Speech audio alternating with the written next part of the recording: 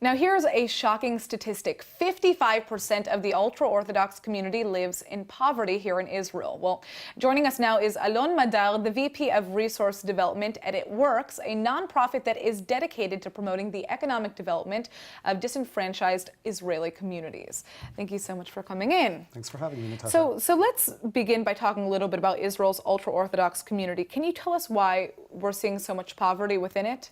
I think contrary to public opinion, we're talking about a multi-generational situation, meaning just as money is being passed on from generation to generation, poverty has the same characteristic. It's being passed on from generation to generation. So we're looking at 55% that have probably started hundreds of years ago, and probably if we don't do something and change it, is going to continue on for another 100 years. Right, and within Israel, there's really kind of a debate over work within Orthodox families, right? You have many men who are studying the Torah, that is what they, and women are working, right? That's so there's kind of a different dynamic in the household. If men want to continue to stick to studying the Torah instead of working, how can we combat this poverty? So you're bringing up excellent points, Natasha. It's important to remember that the gender roles within family units in the ultra-Orthodox community are reversed.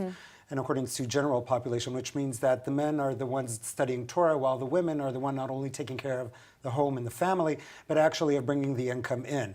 And what we're hoping on doing is actually not changing the values or the culture of the ultra-Orthodox, but having them get tools or a toolkit to minimize the gaps, meaning... So talk to us a little bit about that toolkit. What are some of the initiatives that you guys have right now to tackle this issue? So we're operating an amazing program with partnership with Yedidut Toronto, which is another nonprofit organization from the Friedberg Family Foundation in Canada. And what we actually do is we give a call out to families in an ultra-Orthodox population in 5 different centers in Israel. And we invite them, according to specific criteria, to enter into an 18-month program where they are being counseled by a social worker in 3 different specific areas in their life that have an effect on their financial situation. Okay. We either help them figure out issues that they have with their family. The spouses are not handling the family properly. They have issues in communications or with the children, and that's hindering their ability to break the cycle of poverty. Financially, if there's debt consolidation or if there's anything that they need to be helped with rights exhaustion.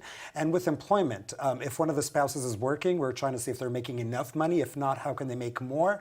But again, we do not want to disturb the specific lifestyle of the ultra-Orthodox. We don't want to give them fishes. We want to give them fishing rods. So that has to be something that's sustainable. Well, your organization is doing a lot of work for many different communities in need. Unfortunately, we don't have enough time to discuss that, and I'd love to bring you back in to do that. But good job on the work that you're doing right now, and thank you so much for coming in. Thank you. Just one last comment is we have a crowdfunding going on now that's called the Family Advancement, and we're turning to the society in the world to help us raise money to get this program going so we can reach an additional 40 families next year. Absolutely. Well, check out their organization online. Thank you. Thank you so much for joining us. Pleasure being here.